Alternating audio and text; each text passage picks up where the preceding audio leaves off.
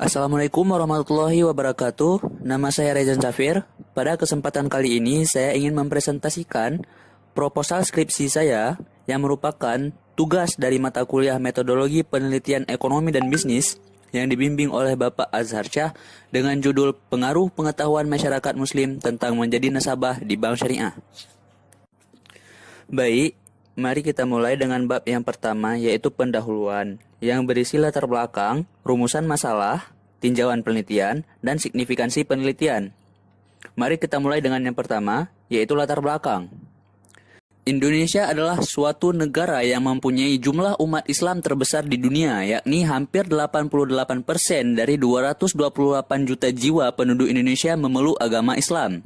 Dengan demikian, maka peluang untuk mengembangkan bank Islam di Indonesia sangatlah baik.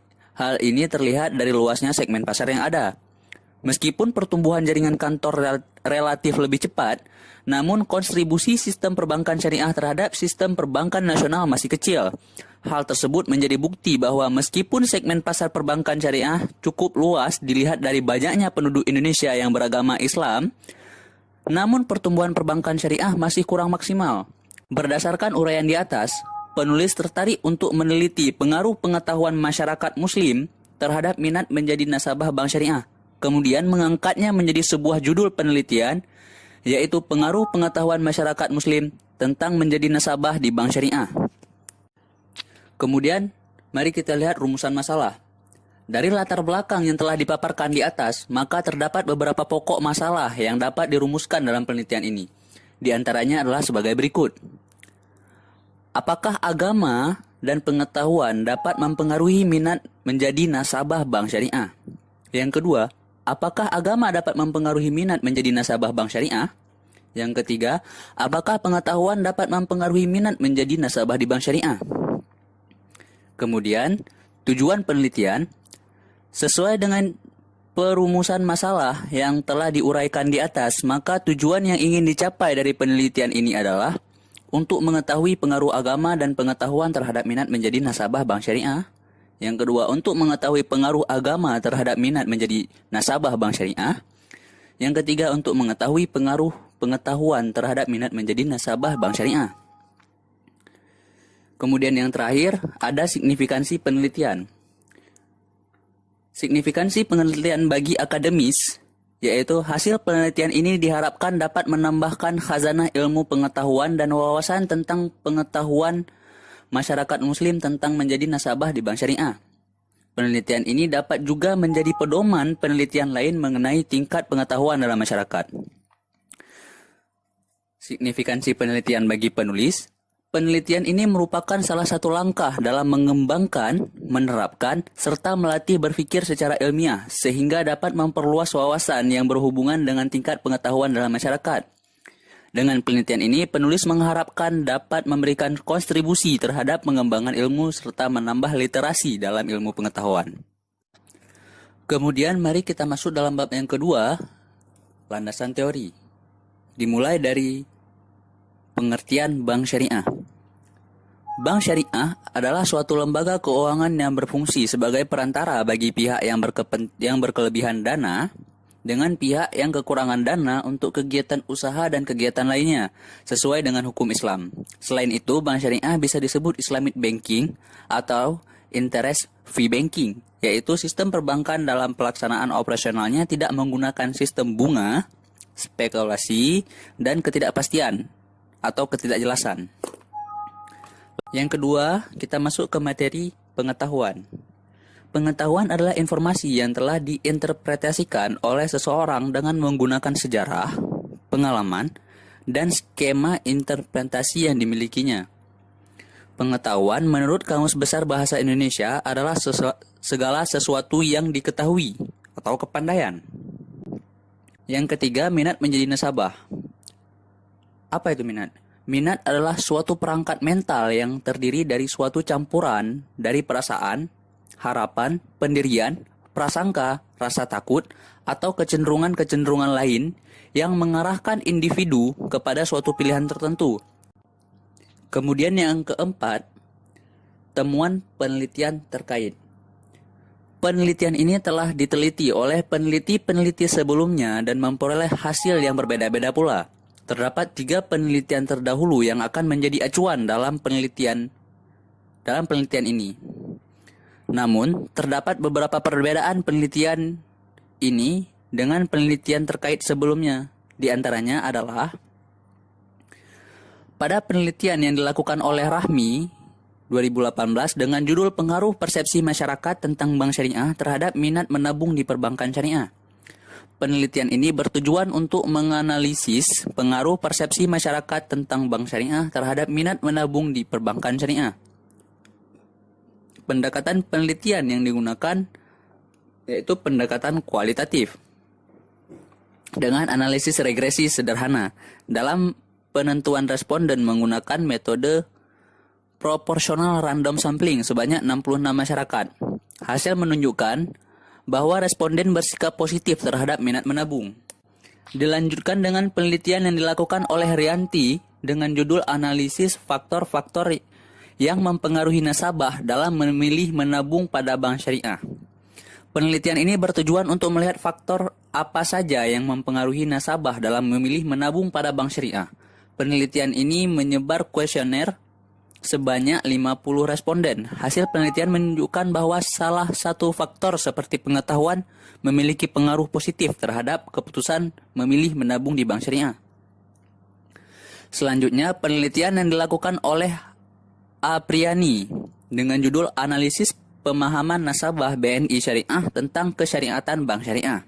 Penelitian ini bertujuan untuk menganalisis pengaruh tingkat pemahaman masyarakat tentang bank syariah, riba, bunga, dan sistem bagi hasil. Selain itu juga menganalisa hubungan nasabah bank syariah yang juga memiliki akun di bank konvensional. Hasil penelitian ini menunjukkan bahwa tingkat pemahaman masyarakat terhadap bank syariah relatif masih rendah. Yang kelima ada kerangka berpikir. Apa itu kerangka berpikir? Kerangka berpikir adalah suatu diagram yang menjelaskan secara garis besar alur logika perjalanan sebuah penelitian. Jenis kerangka berpikir yang digunakan oleh penelitian ini adalah kerangka operasional. Kerangka operasional adalah sebuah kerangka yang di dalamnya menjelaskan tentang variabel yang diperoleh dari konsep-konsep yang sudah dipilih dan juga menunjukkan adanya hubungan antar variabel data tersebut, serta menjelaskan hal apa saja yang dijadikan sebagai indikator yang digunakan untuk pengukuran variabel yang berhubungan. Nah, berdasarkan kerangka berpikir yang ditunjukkan pada gambar di atas, terdapat 2 variabel yang akan diuji, yaitu agama dan pengetahuan tentang perbankan syariah terhadap minat menjadi nasabah di bank syariah. Yang keenam, ada pengembangan hipotesis. Apa itu hipotesis? Hipotesis adalah suatu pendapat atau kesimpulan yang bersifatnya masih sementara. Hipotesis yang digunakan peneliti dalam penelitian kali ini adalah hipotesis komparatif. Hipotesis komparatif adalah dugaan atau jawaban sementara terhadap suatu masalah yang mempertanyakan perbandingan komparasi antar 2 variabel tertentu. Berdasarkan teori temuan penelitian terkait dan kerangka berpikir yang telah diuraikan pada penelitian ini, maka dapat dirumuskan hipotesis penelitian sebagai berikut. HA, agama dan pengetahuan sama-sama berpengaruh terhadap minat menjadi nasabah di bank syariah. HO, agama dan pengetahuan sama-sama tidak berpengaruh terhadap minat menjadi nasabah di bank syariah. Kemudian ada metode penelitian.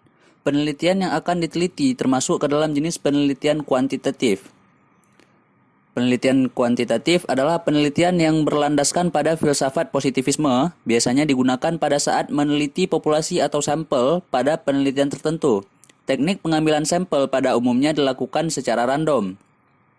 Pengumpulan data menggunakan instrumen penelitian, analisis data bersifat kuantitatif, statistik, dengan tujuan untuk menguji hipotesis yang telah ditetapkan. Pendekatan penelitian kuantitatif ini dilakukan dengan cara pendekatan penelitian lapangan atau field research, dengan terjun langsung pada objek penelitian yang diteliti untuk mengumpulkan data yang dibutuhkan peneliti dengan metode penyebaran kuesioner atau angket kepada responden. Kemudian ada data penelitian. Menurut Sugiono, dilihat dari sumbernya, maka dalam penelitian ini terdiri dari 2 sumber, yaitu data primer Apa itu data primer? Data primer yaitu sumber data yang langsung memberikan data kepada pengumpul data. Pengumpulan data penelitian ini dihasilkan oleh angket yang dibagikan kepada responden. Data primer dalam penelitian ini diperoleh dari masyarakat Muslim yang dijadikan sampel. Kemudian data sekunder. Data sekunder adalah sumber yang tidak langsung memberikan data kepada pengumpul data. Teknik pengumpulan data. Untuk mengumpulkan data yang dimaksud, teknik yang digunakan adalah teknik lapangan, field research. Teknik tersebut dilakukan dengan, yang pertama, kuesioner. Kuesioner atau angket adalah teknik pengumpulan data yang dilakukan dengan cara memberi seperangkat pertanyaan atau pertanyaan tertulis kepada responden untuk dijawab. Yang kedua ada studi pustaka. Studi pustaka adalah teknik pengumpulan data dengan menggunakan studi penelaahan terhadap buku-buku, literatur-literatur, catatan-catatan, dan laporan-laporan yang ada hubungannya dengan masalah yang dipecahkan. Lalu ada populasi dan sampel. Populasi adalah wilayah generalisasi yang terdiri atas subjek atau objek yang mempunyai kuantitas dan karakteristik tertentu yang ditetapkan oleh peneliti untuk dipelajari dan kemudian ditarik kesimpulannya. Sampel adalah bagian dari jumlah dan karakteristik yang dimiliki oleh populasi tersebut. Sampel yang diambil dari populasi tersebut harus betul-betul representatif atau mewakili. Jika jumlah populasinya kurang dari 100 orang, maka jumlah sampelnya diambil secara keseluruhan. Tetapi jika populasinya lebih dari 100 orang, maka bisa diambil 10 atau 15% atau 25% dari jumlah populasinya. Kemudian yang terakhir ada variabel penelitian. Pengukuran variabel dalam penelitian ini terdapat dua variabel, yaitu variabel independen dan variabel dependen. Variabel independen sering disebut sebagai variabel simultis, reaktor, yang dalam bahasa Indonesia sering disebut dengan variabel bebas. Variabel independen dalam penelitian ini adalah pengaruh agama dan pengetahuan masyarakat Muslim terhadap minat menabung di perbankan syariah. Variabel independen sering juga disebut variabel output, kinerja, dan konsekuen atau sering disebut variabel terikat dalam bahasa Indonesia. Variabel terikat merupakan variabel yang mempengaruhi atau variabel akibat yang disebabkan oleh variabel bebas sebagai variabel penyebab. Variabel dependen dalam penelitian ini adalah minat menjadi nasabah bank syariah. Ini ada tabel yang menunjukkan variabel-variabel tersebut yang tadi telah saya sebutkan. Kemudian ada definisi dan indikatornya. Silahkan Anda baca-baca dan lihat sendiri. Hanya sekian yang dapat saya sampaikan. Jika ada kesalahan dalam pengetikan ataupun penyampaian, saya mohon maaf sebesar-besarnya karena saya sebagai penulis masih dalam proses belajar. Saya akhiri, wabillahi taufik wal hidayah. Assalamualaikum warahmatullahi wabarakatuh.